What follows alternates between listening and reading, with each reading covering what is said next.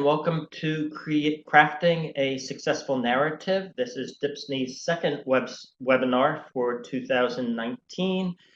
We have 82 registrants, a real mix of librarians, collection managers, board directors, volunteers from all over the state.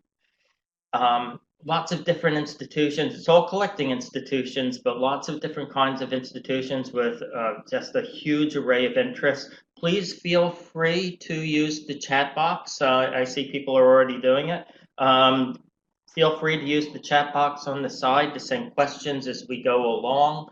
I may be a little bit slow on the uptake, but I'm sitting here with Marissa Halderman, who is our DHPSNY communications coordinator, and she'll probably, if a question comes in that I really should be tackling as we go along, she will probably let me know. There'll be a little lag time there, but I will try to get to any questions from chat as we go along. So yeah, Marissa's handling technical matters today. In today's webinar, we'll be taking a very close look at the grant request. Specifically, that part of the grant request that is the grant narrative. My name is Lee Price, and I've been writing successful grant narratives for since 1991, back when there was no such thing as electronic submission. A whole different world. That was before electronic submission, before grants.gov, back when the art of submitting the proposal involved really wearing out a copier because many places wanted multiple copies. The submissions were large and just packed with paper, these big mounds of paper that we'd have to rush off to FedEx. I don't miss those days. I hear a lot of complaints about electronic submissions, but I like electronic submissions. I even like grants.gov. But honestly, the best part of my job is what I'm talking about today. It's crafting the narrative. I started as Director of Development here at the Conservation Center in 2001. And from the very beginning, my job is split fairly evenly, between raising money for the center, largely through grant writing, and the other half of my job, which is helping collecting organizations write successful grants so that they can, this splits in two, they can, one, be great stewards of their collections, and two is my self-interested hope and the center's self-interested hope that these collecting institutions will bring more work to the center. We always like operating as a team with the collecting institutions that we're working with. We're a real team player here. Over the years, I've written or assisted with well over 200 successful grant requests for collections care projects. I do like to introduce DHPSNY too. I've done several webinars for DHPSNY, and I always like to introduce DHPSNY. DHPSNY is the acronym for Documentary Heritage and Preservation Services for New York, a 5-year initiative to deliver essential training and services to New York's collecting institutions. I've been involved with this from the early planning stages, and am very actively involved as a DHPSNY strategic planner. And I'll just pause here for a little a little shout out and throat clearing. A little shout out to Bonnie Sauer at Lincoln Center Archives and Mindy Gordon at Sisters of Charity of New York Archives. I hope they're in the room at this point. They both signed up for attending today, and I've had the privilege of doing some strategic planning, consulting with them. So a special shout out to my friends out there. DHPSNY offers a broad menu of preservation training and services, free of charge, to New York-based organizations that collect, preserve, and make accessible historical records and/or library research materials.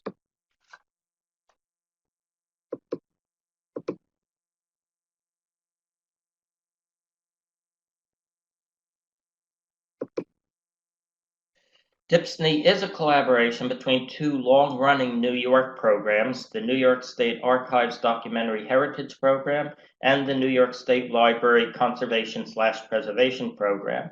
It was established in 2016 by the New York State Education Department's Office of Cultural Education to ensure consistent and comprehensive services to the vast network of collecting organizations, libraries, archives, museums, historical societies, and historic sites, the collecting organizations in the state. And so on to the webinar. This will be in two parts. First, we set the stage in part one with some introductions and a look at the parameters of the subject, largely so that you won't be surprised by how narrow our subject today actually is. And then an overview of the places you might think about applying to, which I have down here as some grade A funders. Part two is the actual crafting the successful narrative section. Just had to provide some introductory material first. In part two, you get the advice on what to write, how to shape the narrative. I'll give some general tips, and then the fun part, which is really where I've been spending a lot of my prep time here, something I've always kind of wanted to do in a workshop or webinar format, a deep dive specific to one funder. Brief digression here to note that my approach to webinars is very similar to my approach to crafting narratives. I really do strive for structure and clarity, being of paramount importance, and whenever possible, I do like to provide markers like my little, this is basically your table of contents page that we're starting out with, to let the viewer or the reader know where they stand on the presentation. We're at the trailhead now. We're huddling in a little group here before embarking on our 25-slide journey. So this is where we get to huddle. Like I already mentioned, my name is Lee. So this is introductions time, and I write grants for a living. And now what I'd love to do is to get some idea of the level of experience in today's group. So over the next couple of minutes in the chat area, if you could, please, if you feel okay doing this, if you feel okay sharing, please make a note of approximately how many successful grant proposals you've written for $5,000 or more, proposals that have brought in $5,000 or more. And, you know, don't be embarrassed. I'd be happy to see you write 0, because in that case, seriously, you're in the right place. 3 miles from Blue Ridge Camp. You're in the right place, and today is really geared most to your needs. Conversely, if you want to boast, this is the time about that, you know, your successful $200,000 request. This is a great place to do that too, and that'll be inspirational. So go ahead and share that. And okay, we're getting lots of responses. 1, 0, 4, 2, 0, none. Lots of nones, lots of zeros. That's good. This is the right place for it. This is supposed to be inspirational. And Rebecca Remington's 10 is good and inspirational. You know, Rosa Fox has down 3,000, which is, I don't know why I arbitrarily said 5,000, because I love $3,000 grants. It's just as exciting to get a 3,000 one as, you know, a 50,000 one. I love getting $3,000 grants. Only one grant of 5,000 is great. 15 plus from Megan DeVito. That is pretty amazing. Yeah, we have recently got 2 IMLS grants from Elizabeth Callahan. So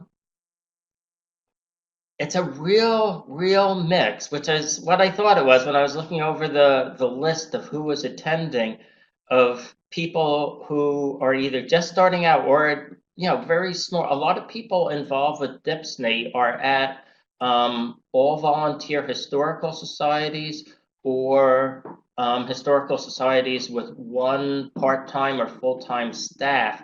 And that is a very difficult position to get out grants like this and to really get things percolating. It's a lot of work. And then once you do get the grant, you actually have to do the project if it is a, you know, not an operating grant, if it's a project grant. So so this is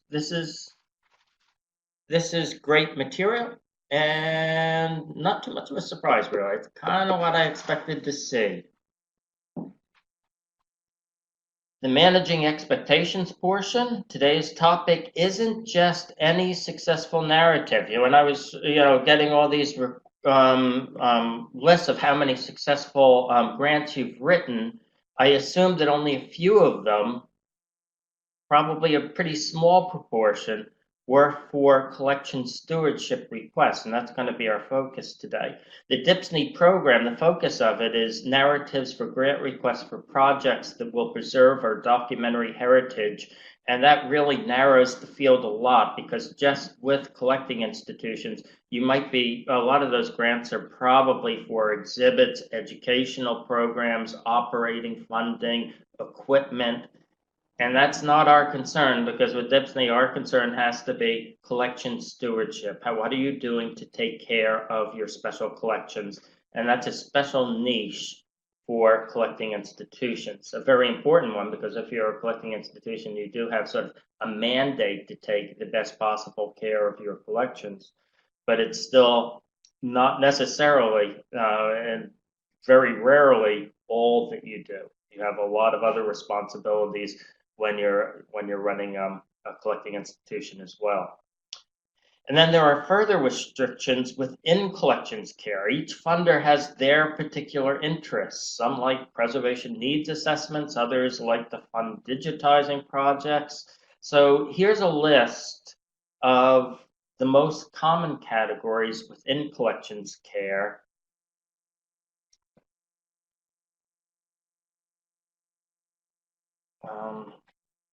Activities that are, vitally important for collecting institutions, including items that you might want to consider getting funded through an outside funding source. Some of these are easier to raise money for than others, but all of these you might be able to find a funder for somewhere, some of them fairly easily, some of them with more difficulty.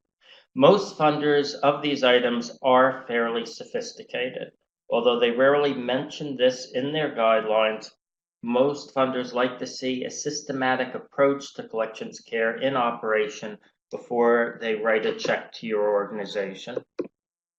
So here's that list, reimagined as a flow chart that more or less describes what a savvy funder wants to see. You work your way from the top down. Assessments here refer to preservation surveys, sometimes called preservation needs assessments or overview surveys, and they're the CAP surveys that IMLS does. These assessments are done by an outside preservation professional or a conservator looking at all the factors that could be potentially affecting the long-term preservation of your collections. Valuable fundraising documents. You use these to get everything lower down on the list.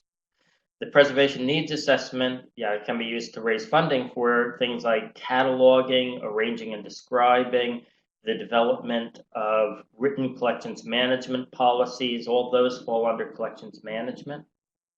And to take steps to improve the environment, from the relatively cheap purchase of data loggers for environmental monitoring to potentially very expensive investments like a new HVAC system. Digitization can fall in many places, but I most like it here under collections management because I love to see digitization linked with cataloging.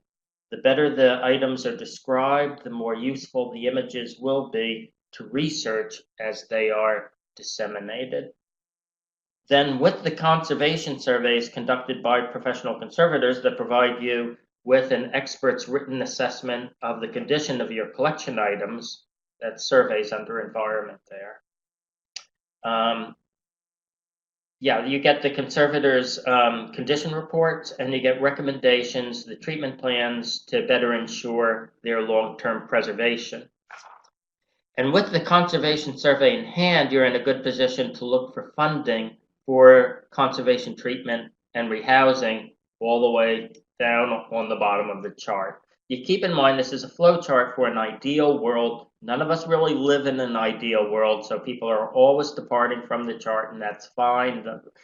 So always be thinking somewhere. It's good to know this chart because it's good to know where your organization sits on this chart. We still have to do inventory. We should really do a preservation needs assessment. We have to invest in the environment to know that you should do those things, for instance, before you really start going for major funding for any conservation treatment projects. So it really helps you in considering what you should be going for next for special project funding. Before moving on to address potential funders, I want to briefly mention the federal grant system. For better or worse, if you want to be competitive in the federal system, you have to be registered. It's a bit of a pain, but I'd estimate that for maybe I'd say 80% of webinar attendees today, even including the all volunteer organizations, there are long-term benefits to being registered, to being in the system. The two-step process of registering, first with SAM, that's the System for Award Management, and then with grants.gov, it's a two-step process, first SAM, then grants.gov, can take up to 6 weeks. So if there's a federal grant coming up, say as we go through this, you see the IMLS, their new Inspire grants for small museums, and you think that's a really good category to apply for, and it's due November 1st. If you haven't registered before mid-September, if you're not on the path of getting into grants.gov by mid-September, it may be too late. So you have to be thinking in advance, and it's always good to register, and then you can go for up to 50,000 for an IMLS Inspire grant, which you would have to submit by November 1st. Once you're in the system, the hard work is done, and you can coast. They'll send you annoying reminders to change your password every 8 weeks, but that's part of the price of doing business in this world today. And you need to update the SAM registration itself every couple of years. It's a little bit more difficult, but easily doable. You can do it, and the benefits are large. If you run into problems, you just call the toll-free number. I'd start all with grants.gov because my experience is that I know lots of people complain about calling federal agencies and everything, but my experience with calling grants.gov for assistance, and I've had to do that a number of times, is that my calls are answered quickly and they stay with me until the problem is resolved. They're, in my experience, good people. So don't be afraid to reach out for help if you run into any problems along the whole federal registration procedure process. And here is the reason you should register with grants.gov. The National Endowment for the Humanities has the absolute best starter grant program of all. Their preservation assistance grants for smaller institutions. They provide up to $10,000 in project funds raised. When I started working with the Conservation Center, that was $5,000 for project funds. A couple of years ago, went up to $6,000. This year, for the ones that just went in, the deadline was January 31st, just passed. This year, they raised it to $10,000 in project funds available. No match required, which is like magic words. We love no match required. So you get the money and you get to do the whole project right there and then. No real strings attached. To get the and you can use these to get the basic planning documents and tools of the trade for collections care. First, I like to see everyone with an up-to-date general preservation assessment. That's that flow chart again. They're starting at the top. They like to see that you have done, that everything is inventoried, and that you, and then they want you to be moving on with the general preservation assessment. Here at DHPSNY, I mentioned we call them preservation needs assessments at the Conservation Center, and it's basically the CAP survey that you can get through IMLS. And also DHPSNY, I should mention DHPSNY, if you get a preservation survey through DHPSNY, that's exactly the same thing I'm talking about. The DHPSNY preservation survey is your general preservation assessment. And also the NEH Preservation Assistance Grants welcome requests that address recommendations that come out of the survey. So we recommend apply for the preservation survey or the archival needs assessment through DHPSNY. Yeah, you can do these things through DHPSNY. And then the archival needs assessment, by the way, archival needs assessment through DHPSNY does count also as, you can say that that is your general preservation assessment. It's fine for that. And then from that, that would have recommendations for things like an emergency preparedness and response plan, environmental monitoring equipment, storage furniture, housing supplies, all the things that it recommends, or some of those things that it recommends that you be pursuing, you can go for in subsequent years. I just keep going back to them all the time for that, $6,000 or $10,000 additional infusion of special project funds. NEH has bigger grants too, much more competitive, but definitely available for, very, very difficult for small institutions to get, but definitely available for medium-sized institutions. Sustaining cultural heritage collections grants are ideal for supplementing capital campaigns, including funds for planning to address preventive conservation needs while developing a larger capital campaign. And another large one, the NEH Humanities Collections and Reference Resources grants, that funds arranging and describing, cataloging, conservation treatment, and digitization, mainly to ensure that your important collections can be easily accessible, not necessarily to the general public, but accessible to researchers. That's always NEH's prime interest, is that your material is getting out there to the people who are doing humanities research. These are large and competitive grants, but if you're feeling ambitious, you can build a pretty wonderful program out of them. I'm only singling out 2 grants from the Institute of Museum and Library Services, IMLS, although there are other grants that may be relevant to your institution, especially if your collections have a primary focus on African American or Native American history. They do have some special grants for those categories, so definitely see what they have in those cases. If so, check out the rest. These the 2 categories listed are limited to, as they're just for museums, historic sites, and historical societies, as long as they're regularly open to the public with exhibitions. The new Inspire grants were offered for the first time this past November, so we don't really have tea leaves to read yet to find out who is getting the funding from this first round yet. Once they're out, people in my position really dig in and try and figure out what's going on at NEH, what they want to see out of these. But offhand, the category looks fantastic, especially they have that, that magical no match required with these new Inspire grants. So you can apply for up to $50,000 no match required, and that's hard to resist. The guidelines for both these categories are very similar, and with each, they offer a collection stewardship subcategory, which is, of course, our special interest here at DHPSNY. These grants are for cataloging, conservation surveys, rehousing, treatment, and environmental improvements.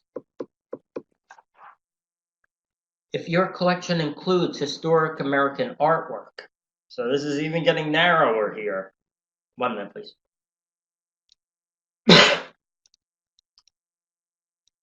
If your collections include historic American artwork, And this is a broad definition of art that does include literature, crafts, film, video, and audio. You may be able to design a project suitable for NEA funding, National Endowment for the Arts funding, through their artworks category. I found it's especially receptive to regional arts proposals. Just keep in mind that these grants are for art collections that will be experienced more as art than as history. You have to write these differently because if your request tilts toward history and historical context of these artworks, that's more humanities. And the NEA reviewers may see it more as an NEH request. And likewise, your NEH request, if it involves artwork, should emphasize the historical context and the research that could be done using these works over and above the general public coming in and having an actual experience of art by seeing them in an exhibition.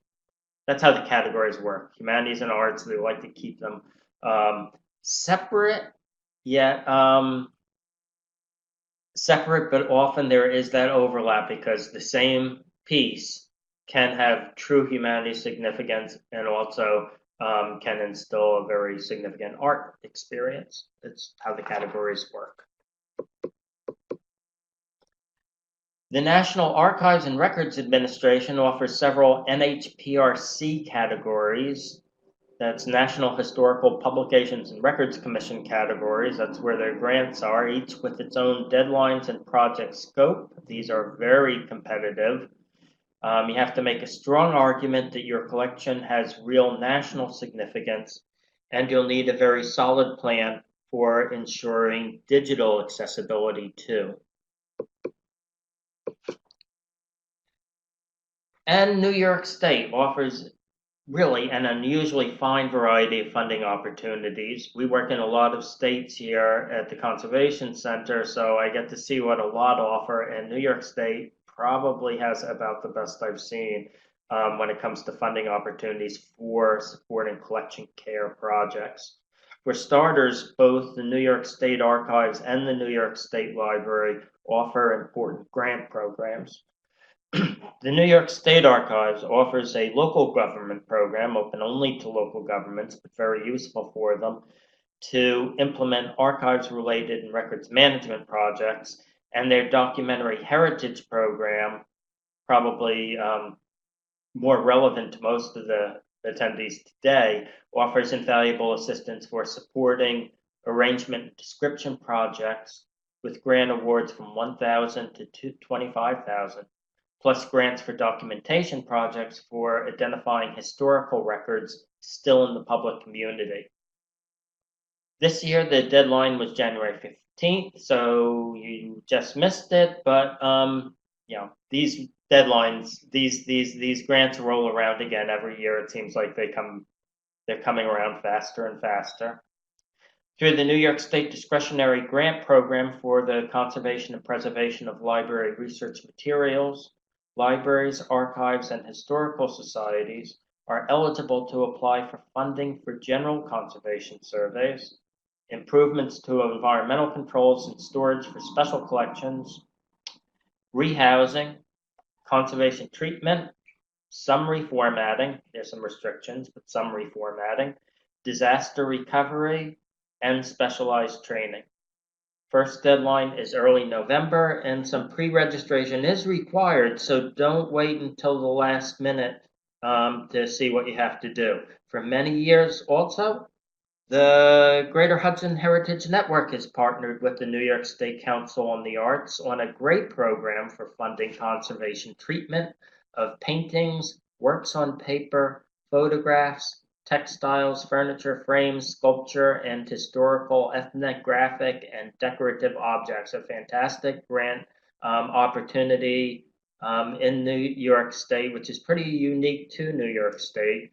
These grants are up to $7,500 with that magical phrase again, no match required. The portal opens in early March, so this is something you should be thinking about right now.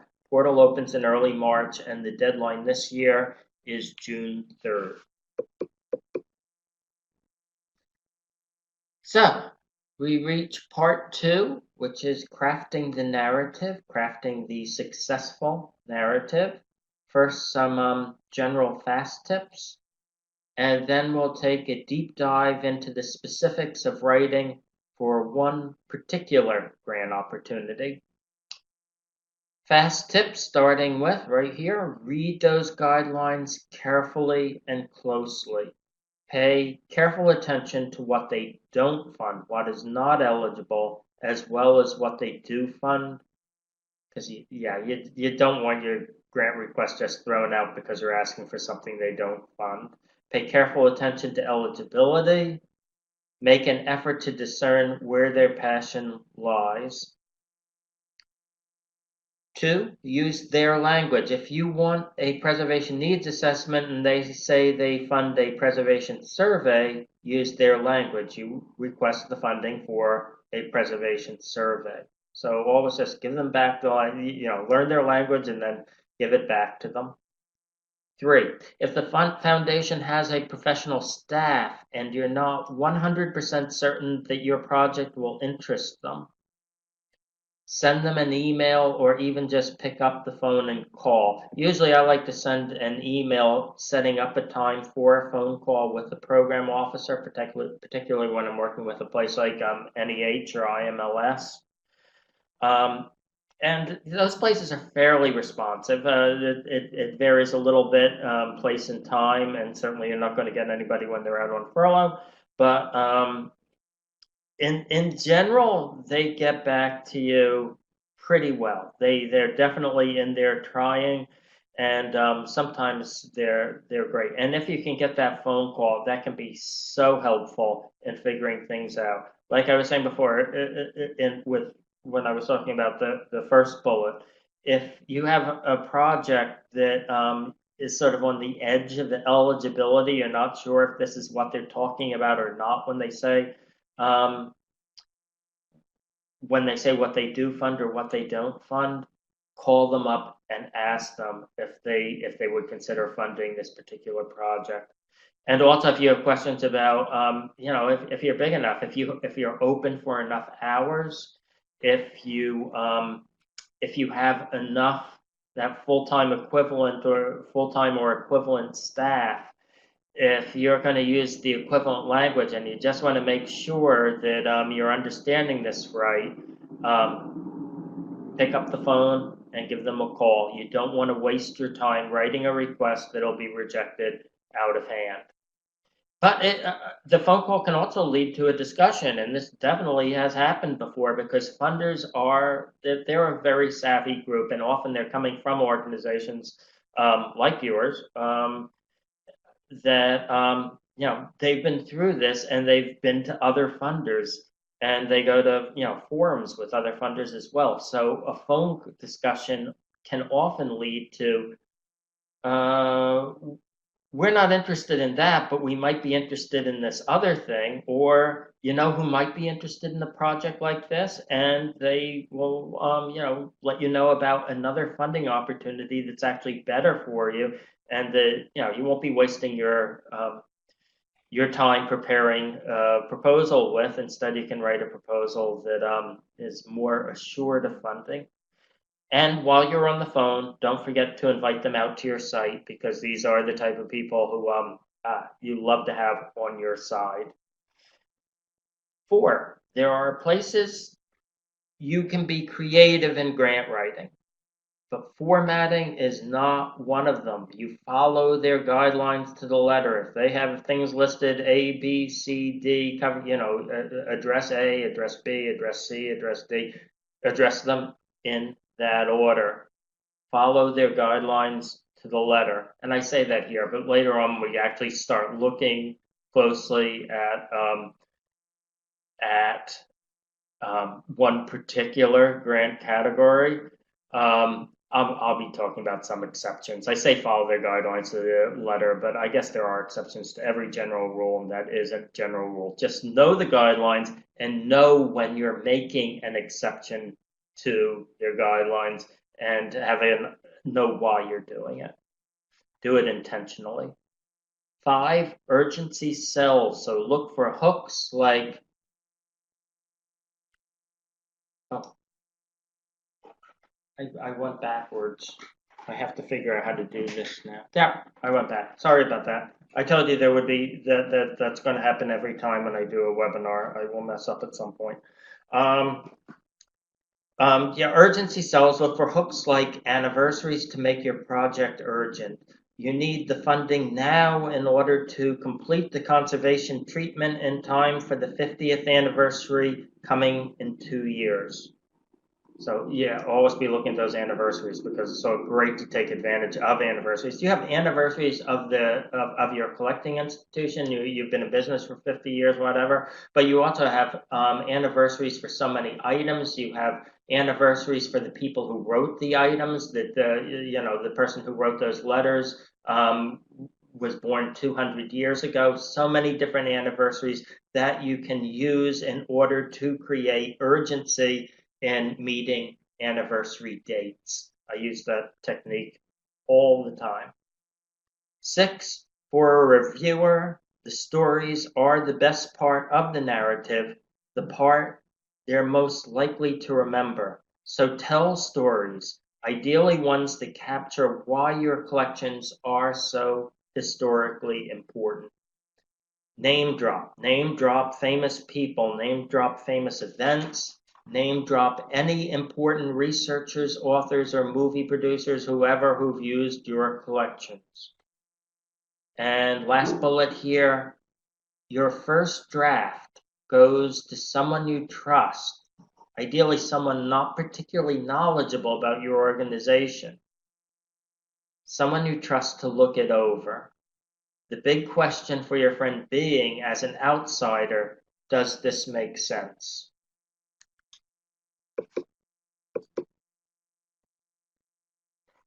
And when you're writing these, you should always be thinking, what questions are funders asking? This is an exercise in empathy. Reviewers at the government funding sources are always asking questions as they're reading these proposals and mentally considering, is this a good project for these particular funds? They may not even be aware that they're asking these questions, but believe me, yeah, I've been there, they are. So 1, why us? Why are you asking us? And I'm speaking as a funder if I had funds. Why us? We have limited funds. Why do you think your project is right for us? You have to convince them that it is. 2, is this the next natural step in a professional process? Going back to the flow chart, establish in the request that you are following a natural process. You've done A, B, now the natural next thing to do is C. 3, chances are that the funder is going to know your competition and will know if your competition is stronger in this particular area. Why is your organization best situated to do this project? And when organizing collaborative projects, the lead organization should be very carefully selected. Just because it was your organization's idea doesn't mean that your organization should necessarily be the leader. You're looking for the strongest possible request, so you're looking at which organization is best positioned to make a very strong request. So you keep your eye on the goal, and that's to get the project done, not to get the credit for it. 4, back to that thoughtful planning project as outlined in the flow chart. You've been following it, and now it's the time to move to this all-important next step. Maybe there's an anniversary coming up too, which can add urgency to the request. 5, are you overextending yourself? And they get quite concerned about this actually with special projects. Is this person really going to have enough time to put in the work to do this project and do the general business of running the organization with a limited staff? Is this really a good use of staff and volunteer time, or are they departing from mission? And then you have to allow me just a little digression here, because this is of all the images that I put on the webinar today. This one's personal for me because it's my hometown. That's Southampton, that way out on Long Island where I was born, before the Southampton Hospital where I was born was built, back in the, what is that? That's an early 19th century map. So I do like, I like to get back there. So I like doing the strategic plans out on Long Island because it gives me an opportunity to drop in on family. And well, it's just home for me, so I like getting back there. So yeah, my hometown. Back to the list now. I got 5 more here. Is it clearly stated, number 6, is it clearly stated that the board supports this project? Ideally, you'll even be able to point out in the narrative that this project has been identified as a priority in the board-approved strategic plan. And, especially for the small organizations out there, board-approved strategic plans sound great in grant requests. It really pays off if you have one and if you can quote from it. That you can quote from the plan that, the strategic plan says we should do this project that we're asking funding for. It makes it much stronger. So I'm a big advocate for strategic plans. Like I mentioned just a couple of times now, I do them through DHPSNY, and they're just such valuable fundraising tools. 7, and they established that the organization is fully committed to the project. 7, especially with government funding, but also with some of the more savvy private foundations, reviewers are more impressed to see the best people rather than the cheapest price. Cheapest price, there are requests for proposals that probably most of these organizations, most of you probably don't go for, but I do a lot of requests for proposals, and there it's all about cheapest price. When you're doing a grant request, you want the best people. So if you can, go with the best. 8, how's that dissemination plan of yours? Funders like to get the most bang for their buck, and that means that you have a strategy for getting out the information, targeting it towards key audiences. And funders like to hear about that. 9, concerns about the lasting effect of your project. Okay, so here's how this can work, because working in a conservation center, this is always a concern. As an example, you ask for funding to treat an item damaged by too much light exposure. That's a great thing to do, but they need assurance that you have a plan that you're going to limit the light exposure on that object from that point. If it's something that's been damaged by light exposure because it's been up on, it's a paper work of art that's been up on the wall for years, and now it's damaged, you want it washed and treated. You don't just put it back up on the wall for years more after that. They want to see that you've carefully thought this through and have new collections management processes to adequately preserve your artifacts from this point. 10, funders want these projects to be successes. They're on your side. They want to be considered part of your team in a way, so treat them that way. Keep them in the loop. Let them know about your successes. With government funders, your success gets reported back to Congress, and hopefully Congress keeps happy and the funder funded. So they really want to be able to brag about your success. Your success becomes their success. So just respect that, appreciate that. And this is the final leg of our journey. We have a little ways to go. We got last 12 slides ahead of us now, but this is the deep dive part of the survey. And for this, I've decided to base the deep dive on NEH preservation assistance grants for smaller institutions. And I'm doing this for several reasons. First, for the past 20 years, I've just reviewed and or edited around 5 to 10 of these each year. So I've seen over 100 of these, pass by my desk, and I've developed a good feel for these. I've seen more of these than any of the others, and I just finished the latest round, so they're on my mind. Deadline, the one with the deadline of January 31st. They just changed that too. The preservation assistance grants used to be due in mid-May, and they've moved them now to early till January, late January. But they're fresh in my mind because we just finished the latest round. It's a bit far off for you now because it won't be rolling around till January 31st next year. But this is also a reminder to get it on your calendar now if it's not there already. I would say at least, I really think probably 90% of the people on this webinar today would be eligible to go for these. Second reason, the preservation assistance grants have a wide-ranging eligibility.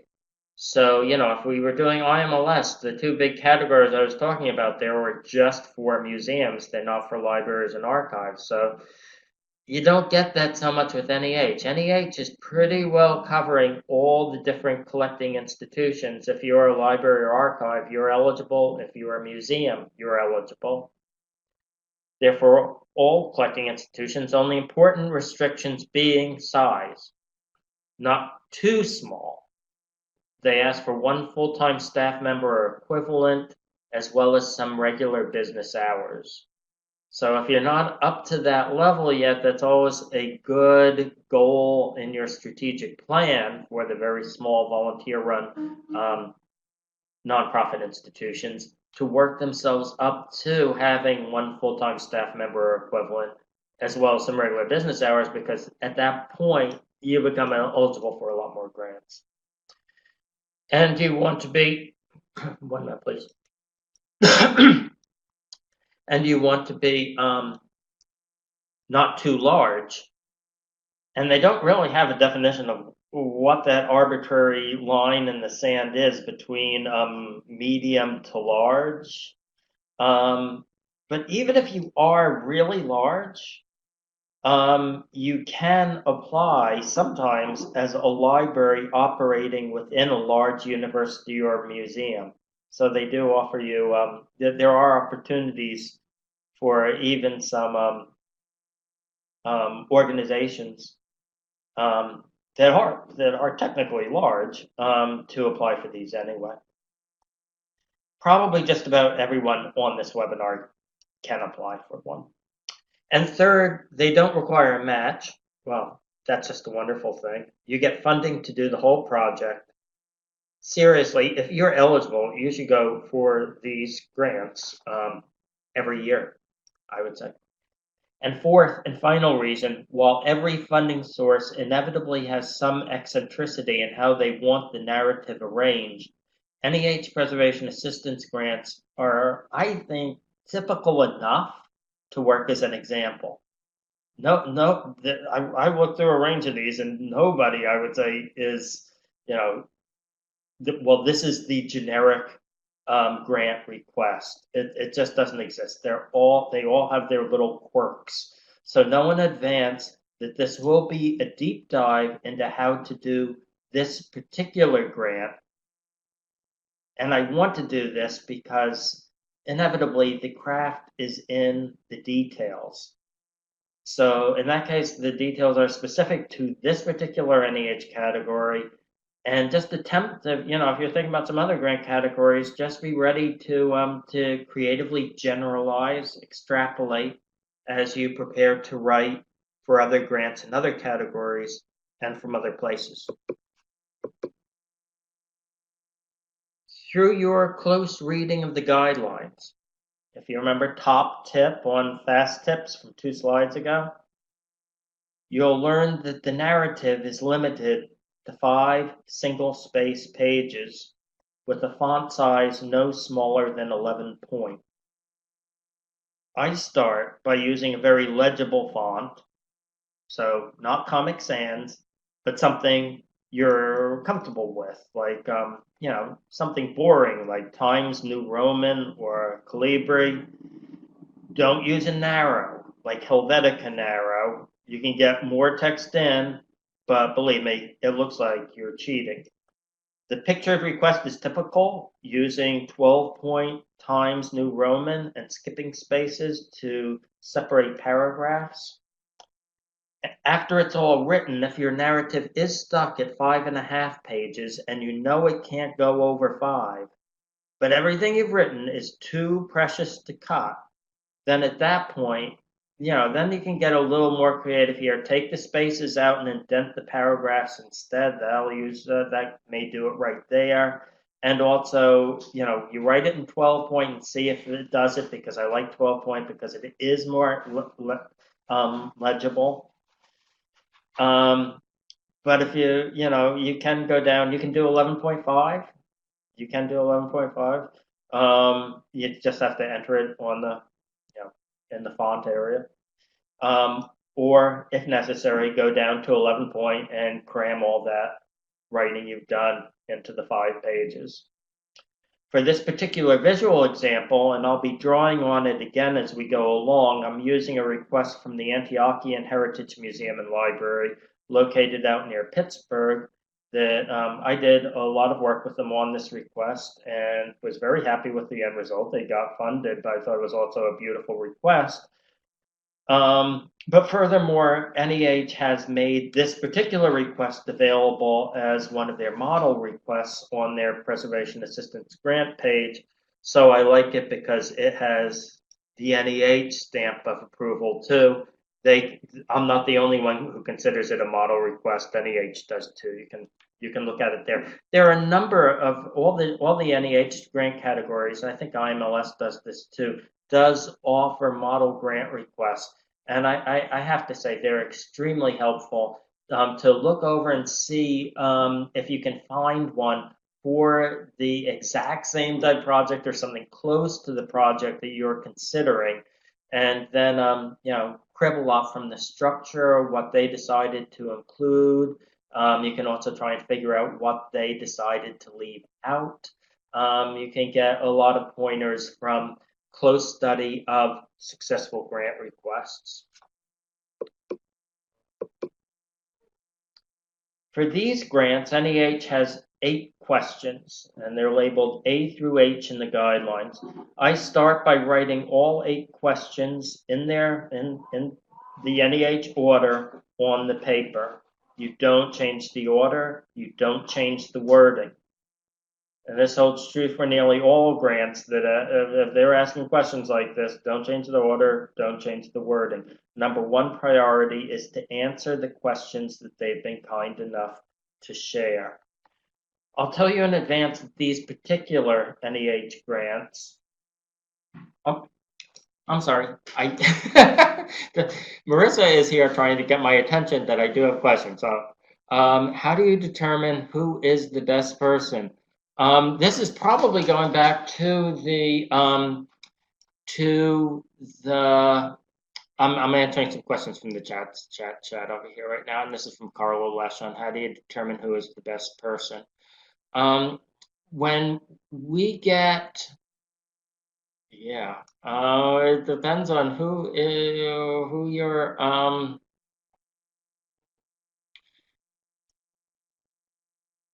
with a conservator. You're looking at somebody in AIC, which is the Association for Conservators, and you're looking. I would talk with other museum professionals, frankly, about who they would recommend. And you are looking at where their training was from. There are only a few colleges out there that have conservation programs, so you do like to see that. And also you do like to see a lot of work experience relevant to the type of material that you're covering. Now, if you're looking for a preservation specialist who does the preservation needs assessments, you want a person who has experience doing this with similar types of organizations in the past. And the consultant should be able to share some names of institutions where they've worked so that so that you can call for references there as well. So good question, tougher than I was expecting. I was fumbling there a little bit with that.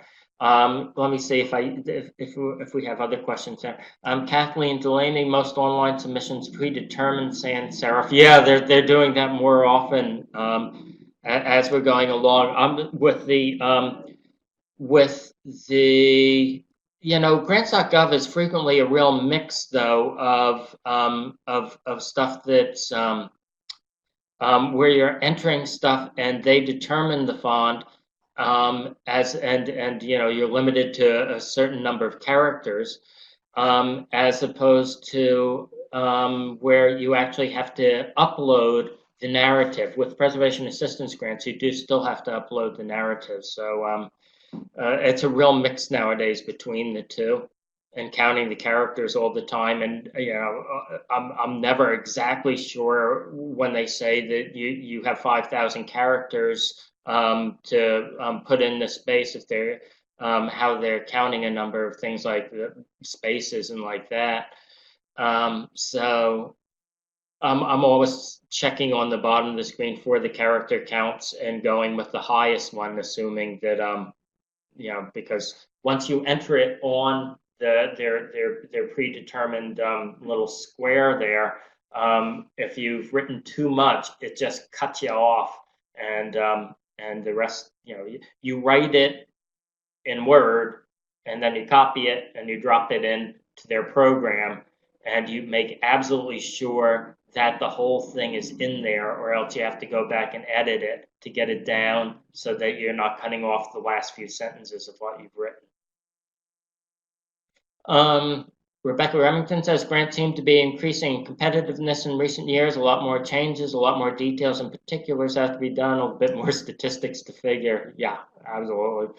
Someone who successfully received a similar grant is a good person to seek out too. Yeah, back to what I was saying before too.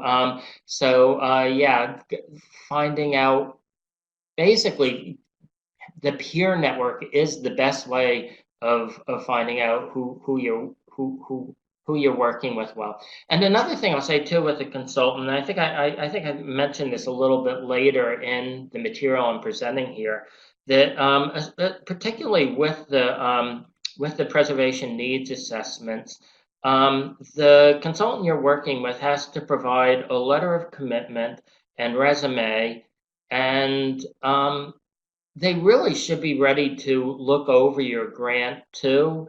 And especially in, where you're describing what they're going to be doing, the work plan, where they're doing the timetable and everything, they have to be contributing to all those sections. So if you can't establish a good working relationship at that stage when you're putting together the grant, it's probably not going to improve when you get the grant. So I would be ready to abandon ship and go with somebody else if if they say, well, that's not my job to look at your grant request. I wouldn't be too comfortable with that. I do expect the consultant to help you get the grant and to be available for questions about their advice on how to phrase what they do. So yeah. Let me see. I'm going to go back to my prepared material here. I'm trying to figure out where I was. I'll tell you in advance that with these particular NEH grants, this is the preservation assistance grants, we're doing the deep dive on. The questions are not of equal importance. We have questions A through H here. 8 questions. They are not of equal importance. They don't receive equal weight in the making of funding decisions.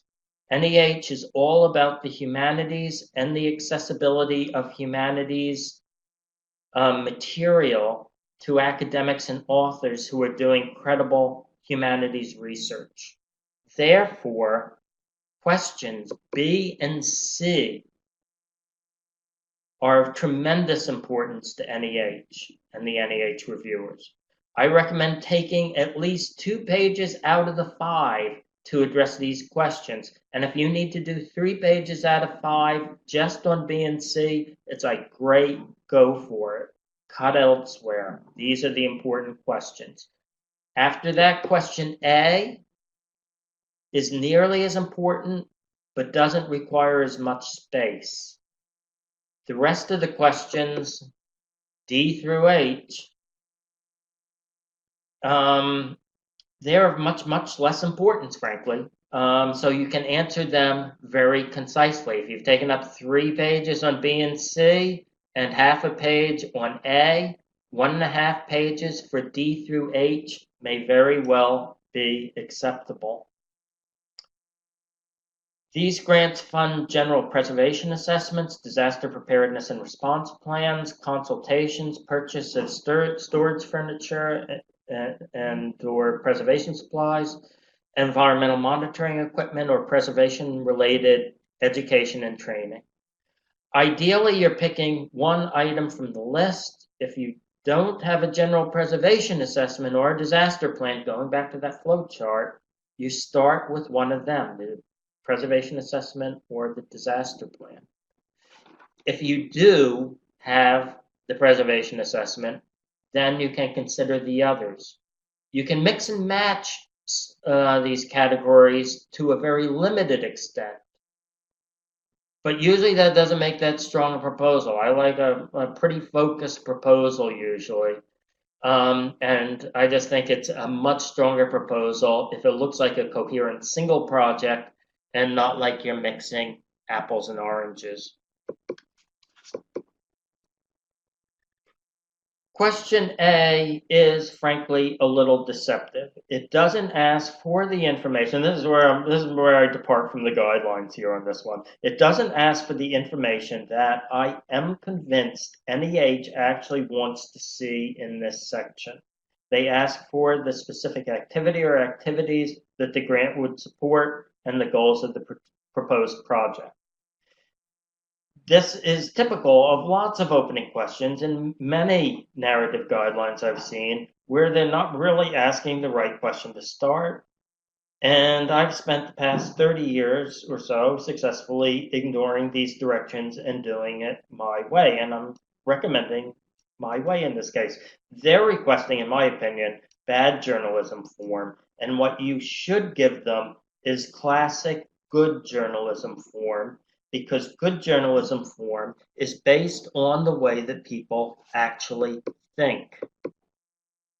So this is where Q. Shakespeare, who, a good humanities resource, 2 households, both alike in dignity, in fair Verona, where we lay our scene. That's who, what, where, because Shakespeare's doing journalism here. You begin with the classic journalism lead. Your first sentence or 2 should answer who. What organization is asking for this? And just an idea of who the organization is and what the request is for, and where are you located. I really, when I'm reading a request, I read a lot from fairly small organizations, and even if they give the name, and they don't necessarily always start out by doing that, giving the name of their organization, they don't say that we're located in southern Georgia, and I want to know that. Even if they just say that they're from Georgia, I want to know if they're from Atlanta or if they're down near Tallahassee. This is coming off a little bit off a grant I was just working from, because you approach these grants and you just have these questions that bother you as you're going in. I like to know where I am in time and space as I move through these. Now, you may be taking it for granted, but never take it for granted that your grant reviewer has read all the fill-in-the-blank forms or the abstract before they pick up your narrative. Because usually when you're reviewing narratives, you're reviewing a stack of narratives and you're going through the narratives one at a time, and you're not necessarily referring to that other stuff. If you've identified yourself on the fill-in-the-blank forms, it's not necessarily carrying over for the reviewer who's looking at your narrative. So think of the narrative as a complete self-contained unit. And in those first one or two sentences, I, as a reviewer, want to know what. This is the question, but what? This is the who question, but it's what. What is the name of your institution? And follow that with parentheses identifying an acronym if you'll be using an acronym that you'll be using throughout the rest of the narrative. Often the name of the institution is sufficient to answer the what question, what do you do? But if it isn't, then identify the what in a clause or phrase. What do you do? Sort of your mission statement there. I'd say, but it's very, very condensed. Where in the world are you? Town and state, please. And if it's a medium to small size town, give me the region too. When? It's a 1-year project that we're proposing. Then the why and the how is the broad name of the project you're proposing. And from there you plunge into the why and how in the second. And if you need it, third and fourth paragraphs. It's a very simple first paragraph, not asked for, but take my word for it, they want it. They want to know who is asking for this particular project. That's the first question in mind. So I generally want question A to take up just half the page. A single paragraph is okay if you can do it, and some places are really good at getting all this information into a single paragraph. Preservation assistance grants are for, the reviewer knows what a preservation assessment is, so you don't have to go into that much explanation here. A sentence or two will do it. So you can really do this very short. I wouldn't go over 5 paragraphs. I'd never go over 5 paragraphs for answering question A. Technically, question A is the methodology question. With most requests, this is an extremely important question, but less so here, as these grants provide funding for a laundry list of items that are pretty well defined. Now, with grant requests for large amounts of money, say NEH is sustaining cultural collections or their humanities collections and reference resources grants, where you'll be probably asking for $100,000, maybe more. For those grants, methodology gets its own very important section, and you might want to respond in those grant requests with 3 or 4 pages of detailed methodology.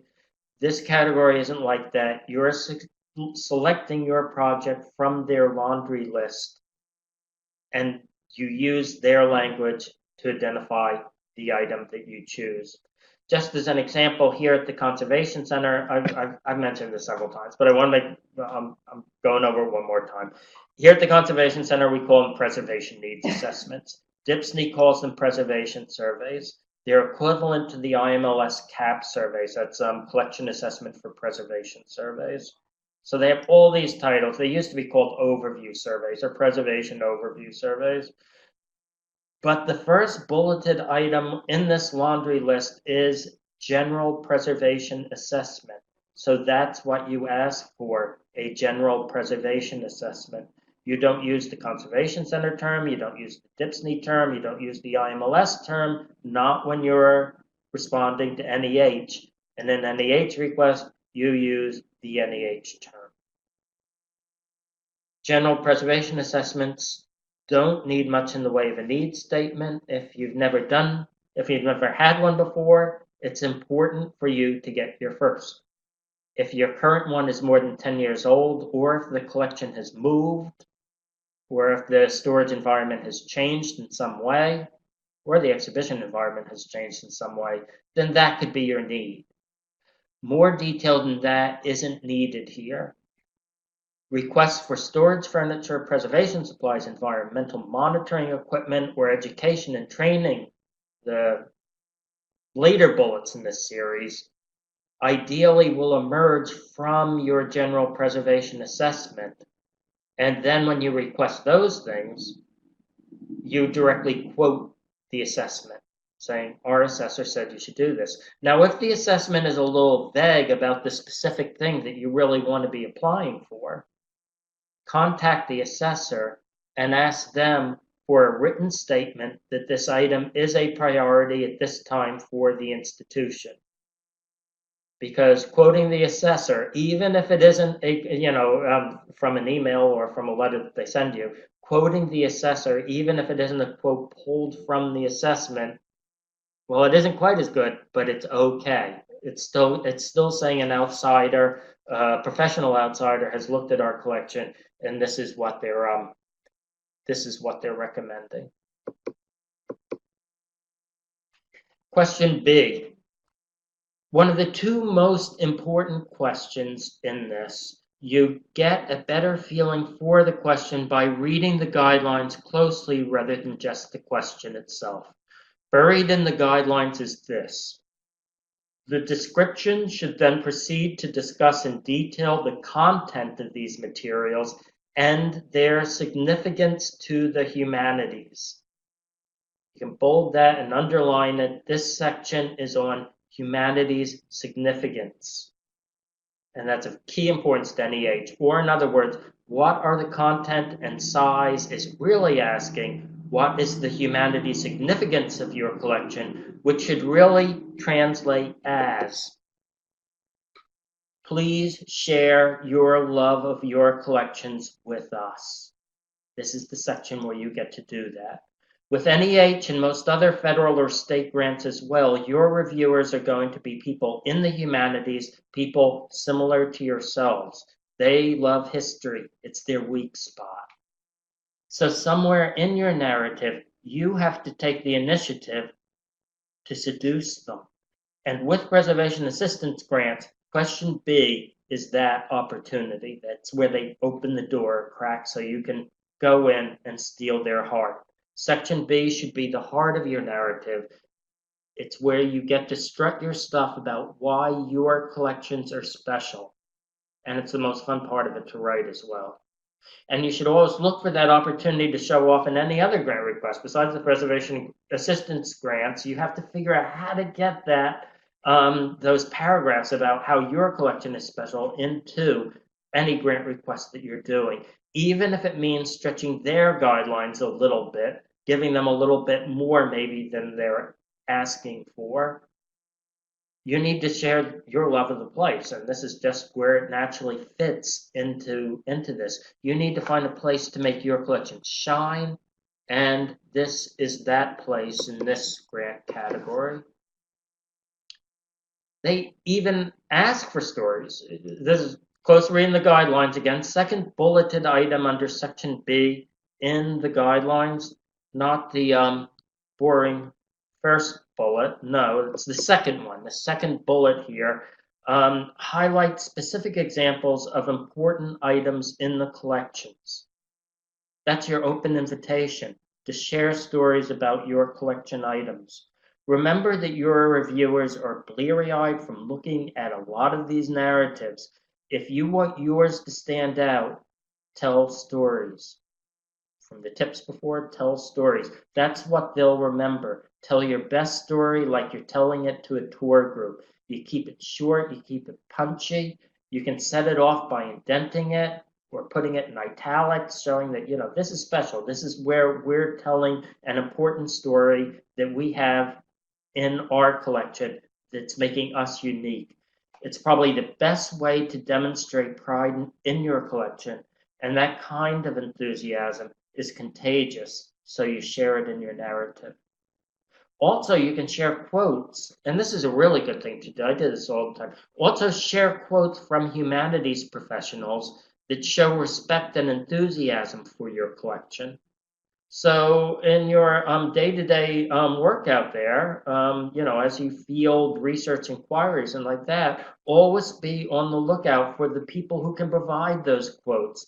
Local college professors are fine for NEH purposes. They're really actually good for NEH purposes. And published authors on local subjects, they're fine for this. They are doing that needed research out there. So when they come in to do research at your facility, get a contact email and even ask them if would you be willing to give a little plug for us if we're putting in an application at some time, and they can put in a little plug about how you have this in your collection, which is so important to them and more people should know about. This particular grant, the preservation assistance grants, don't encourage letters of support. But when we work on the grants that do accept letters of support, and most NEH categories do encourage letters of support, usually want them. We frequently ask for one or two more than we need, than we're actually allowed to submit. And then we submit the ones that we think work best or work best together. But with those additional letters of support, we're also looking for those sentences that we can pull out from the letters of support. I'm always happy to pull out great sentences from letters of support and putting them into the narrative. Once again, reviewers read these things very separately, so they're not necessarily moving that quickly between the two. Redundancy is fine here. If you submit a letter of support and you use a sentence from the letter of support in the narrative, that's fine here. Quotes work great in question B, and sometimes they're even perfect to lead off the whole request, perched right at the top of the question A response. I love to lead off with a quote. And then, yes, you do have to give them that dry information that they appeared to be mainly asking for in the actual question itself. The size of the collection, with each collection an approximate linear feet, what are the type of items within it, unbound manuscripts, books, textiles, what do you have in your collections? Either don't mention, things not to mention, either don't mention or at a minimum, please don't emphasize some local things that are common in every locality and turn up regularly in requests that I see. If you're a university archive, I'm sorry to break it to you, but your yearbooks aren't compelling. It's not going to sell the request. And if you're a historical society, neither are the phone books. Ideally, you can name some items that can pique curiosity in a way that suggests stories lurking behind them. So you just drop a few words and hopefully it's really going to capture the imagination. In a recent request I was doing here, we had Civil War correspondence from a Union soldier, if you can say unpublished, it's hidden collection stuff. Unpublished Civil War correspondence from a Union soldier, a 19th century school teacher's diary, and this was my favorite because I want to know what's in this. A midwife's journal from 1770 to 1819. That piques my curiosity. Like I said, these are people who love history, and they see something like that. They're like, oh, that should be accessible when you hear something like a midwife's journal from the late 18th century. Don't forget that your reviewer is a humanities lover, a history lover, a lot like yourself, so you lay the bait with fun hints about what might be in your hidden collections. Question C operates in tandem with question B. Some redundancy is fine here, as it's honestly fine throughout the narrative. I have no problem with redundancy. In question B, you state what you have. In question C, you state how it's been used. Okay, I'm going to take a little break here. Marissa's reminding me that I'm not looking at the chat, and I should be. So let me see. Was there something in particular? Somebody? And I'm going to mess this up because we have a question about historic newspapers. Oh, what's that? I do have a little trouble with chat on this, so I'm not seeing things that were put in earlier. But apparently there was a question about historic newspapers, and I guess the question is, do they fall into the yearbook category and the phone book category? Do historic newspapers fall there too? Sometimes yes, sometimes no. I'm not sure if somebody's really responded to that here. There are plenty of cases where newspapers can, and there have been a number of grant categories specific for like digitizing newspapers over the years. Oh, okay. I'm sorry. This is me not being on top of things. Our next webinar is on preserving historic newspapers. Coming up. Yeah. Our next DHPSNY webinar is on historic newspapers, so we can really push that right now because we're working on that. I'm sorry, I'm so out of touch. This is not good. So we're going to be doing more on historic newspapers. Do they sell in the grants? For a little while, it was kind of problematic because there was a huge digitization project, which I don't think is going on anymore, for conserving newspapers and digitizing them, trying to get them all covered. But new ones, it sort of depends on their uniqueness. If you can establish that there are very few of this particular issue or whatever in existence, it's good to have some knowledge of that. And has it been digitized already? Is it already accessible out there? And then you are basically selling the newspaper on the content and the people it was reaching at that time. You're really putting it in very much of a humanities context for that. So they definitely don't fall into the yearbook category, but when they do see historic newspapers, the first question is it already digitized, I'm afraid? And if it has been already digitized and is available online, it becomes a lot less compelling for doing too much work around it. So that, and you know, sometimes they will do that minor research to see if it is out there online. Okay, jumping over to that. Oh. Still important to preserve originals. Well, yes, it is very important to preserve the originals. Once they're and digitization, one of the main reasons for even considering digitization as a preservation issue rather than as an accessibility issue is because if you digitize it, it will be handled less, especially if it's an item that people have been looking at frequently. All that handling is not good for the item. In many cases, people can work with the digital surrogate. But you want the original preserved at that point. You want it to be, ideally, we do a lot of work here at the Conservation Center where conservation and digitization are done hand in hand because you want the artifact conserved and then digitized, and then the artifact goes into long-term storage where it's only pulled out for the type of fine research that actually requires, there's a good argument for it needing actual handling. In most cases, the digital surrogate will do, but you want to preserve the original. It is very important to conserve the original.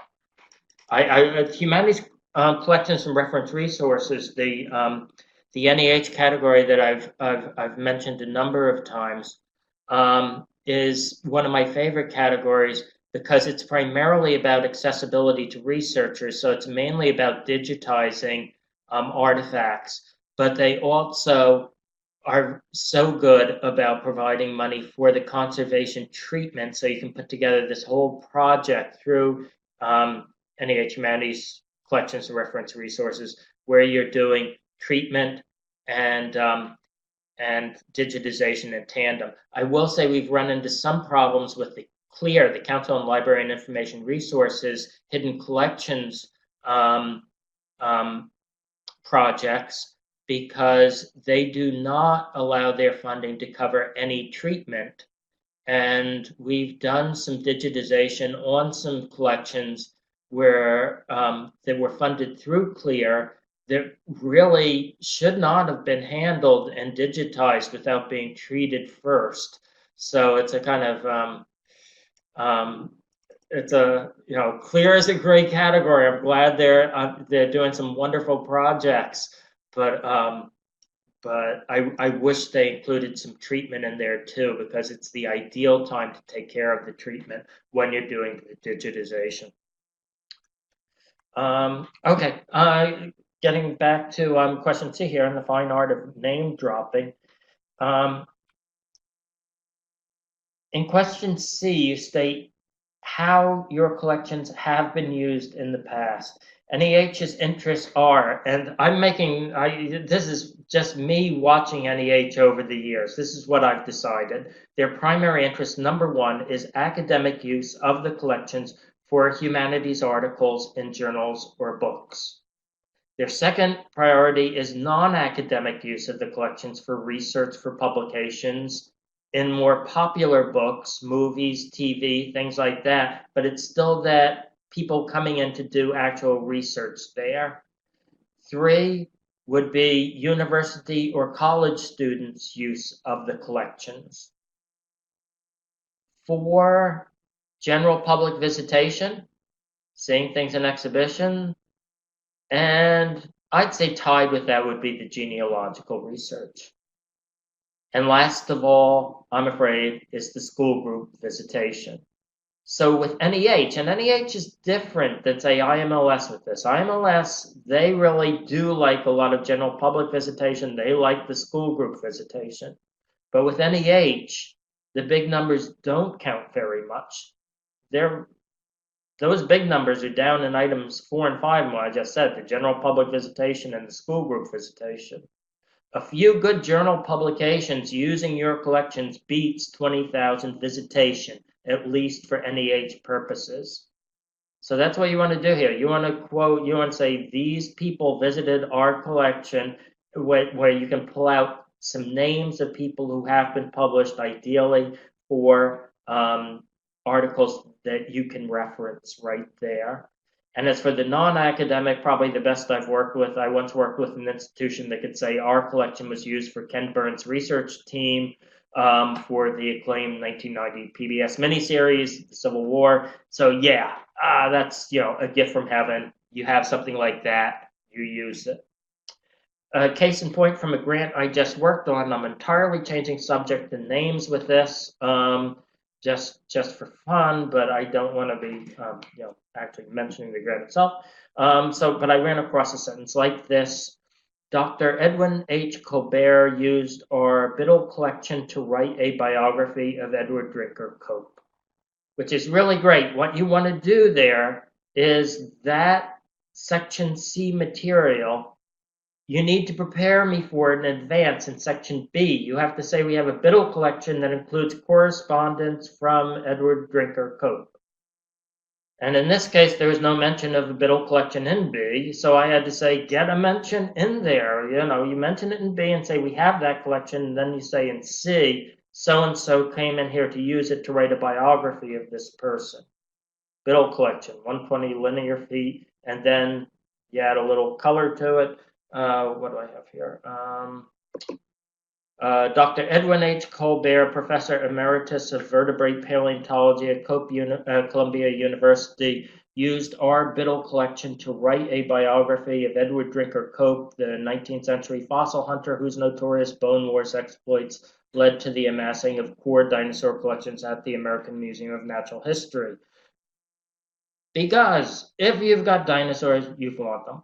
You figure out what you've got that's hot. And it might not be dinosaurs, it could be 100 other things, but you find out what you've got that, you know, is really sparks that interest, that's sexy like a dinosaur, and you flaunt it.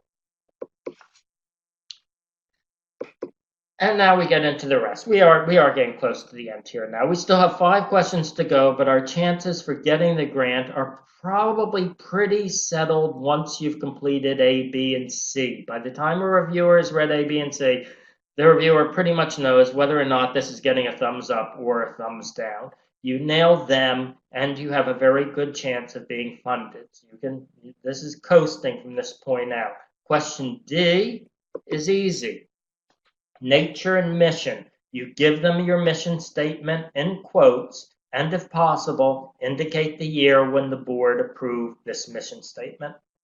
The guidelines ask for additional essential information. They ask for a number of staff and volunteers, number of days per year that you're open to the public, and your latest annual operating budget size. You can offer more information if you like, but it's not necessary. They don't need to know how many members you have. They don't need to know who your major foundation or corporate supporters are. They don't need to know your admission fees or the history of your organization. Our historical society was founded in. They don't need to know that.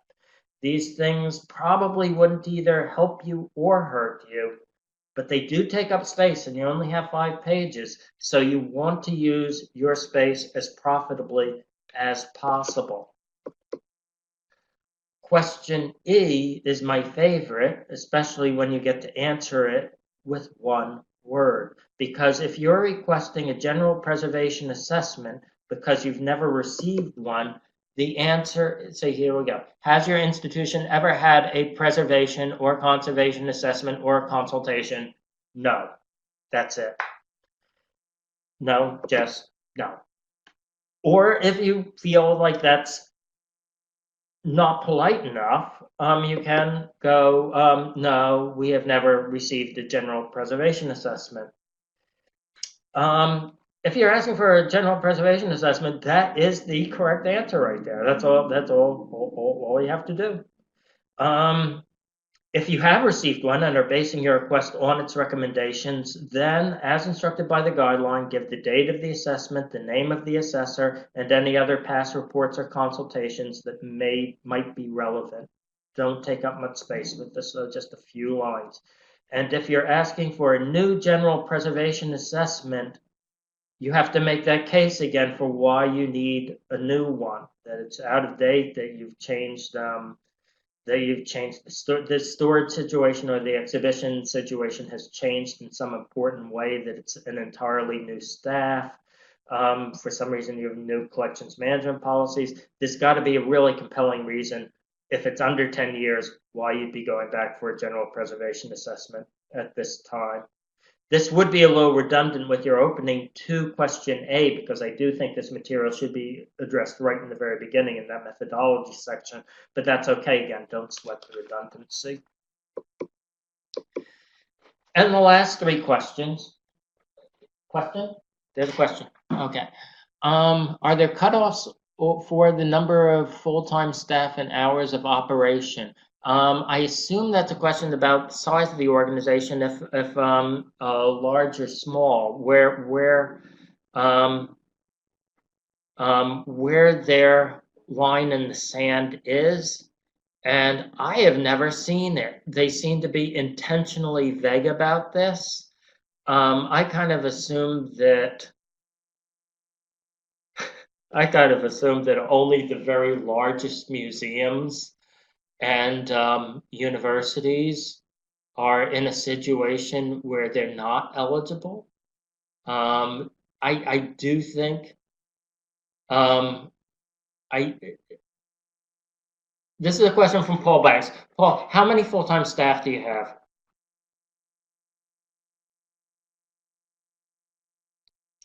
Oh, just me. Well, you qualify. If you're full time or equivalent, you're in. You're fine.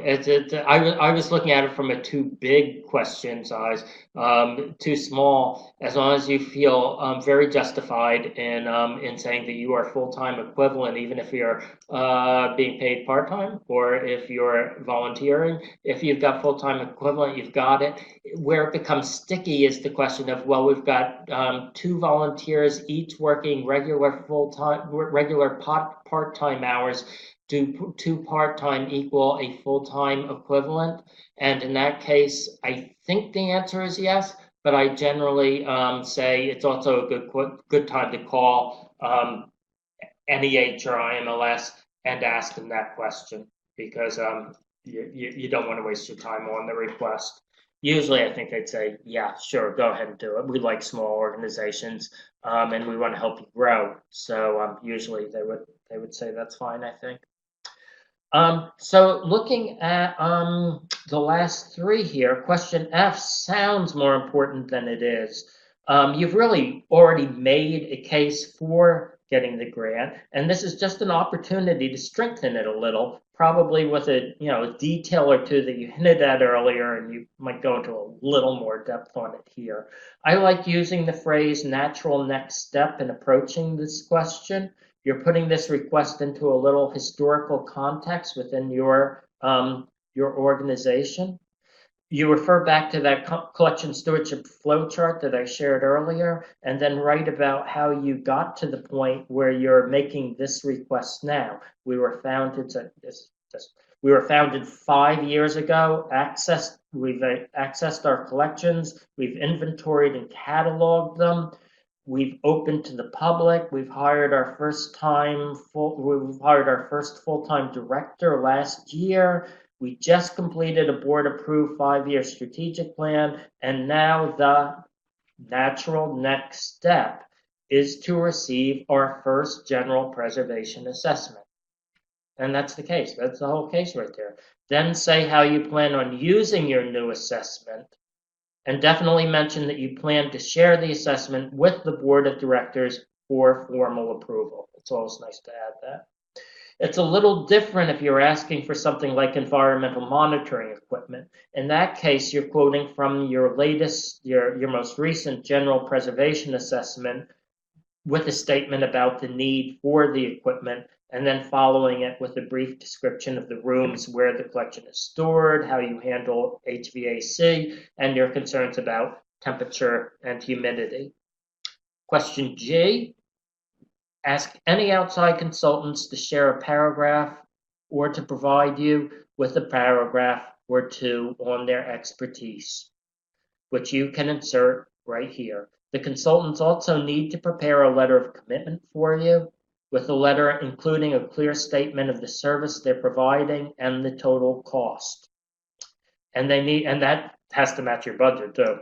And they need to provide a resume too.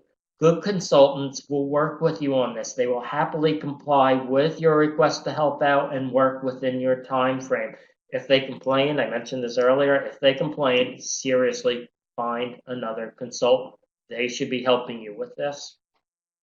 Include paragraphs for each of the relevant staff members too, and these paragraphs should cover education and past experience. Question H, our last question. Your work plan. These particular grants are for projects beginning September 1st and are generally last for 1 year. So keep it short and simple. Start in September with informing the consultant that you received the grant and scheduling the site visit, or for different type of requests that you're purchasing the monitors or whatever. Then a month or two time frame for the site visit or the installation and training for the monitors. And then a couple of months always for report preparation.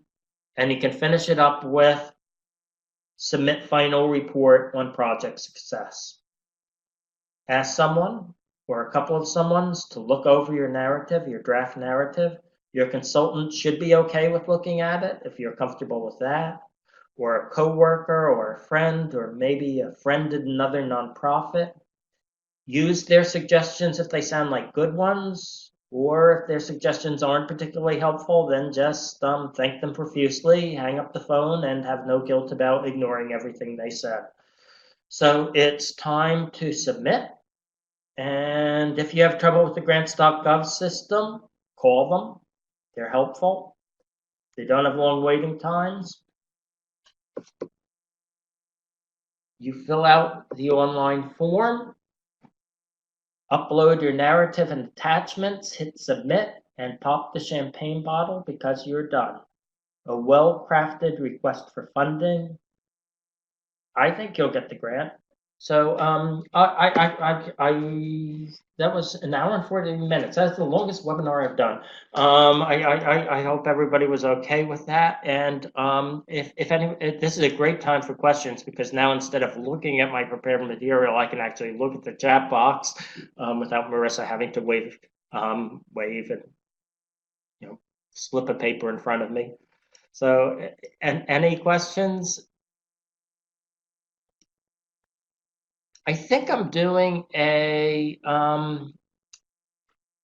I think I'm doing a thing for a conservation center here. If you want to check out our webinars at the conservation center, it's not a webinar, but I think I'm just doing sort of an open hours thing in a couple of weeks where I'm going to be available just for chat, where you can get it to ask about specific projects. So if you want to check out our, CCAHA.org website and look at what's coming up there. I know I agreed to do this, and it's coming up in February, and I'm really just sort of on call to chat. And in that case, it's really helpful. We can really get down to projects that you're working on, and we can just and maybe if we can get a decent group together, we can it won't just be me providing ideas. Other people can chime in too. More people, the better. That's why I like the workshop setting. And we'll be making all this available, I believe. All this in a few days, a week. Next day. Oh, okay, we're fast. All this will be available, I guess, online. If you want to go back and listen to it again or download any of the slides or anything.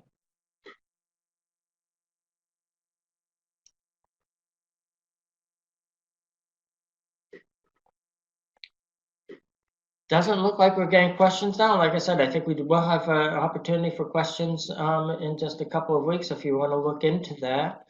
And okay, that was fun. So thank you all very much, and good luck with your grant writing. And please go for grants. They're great for.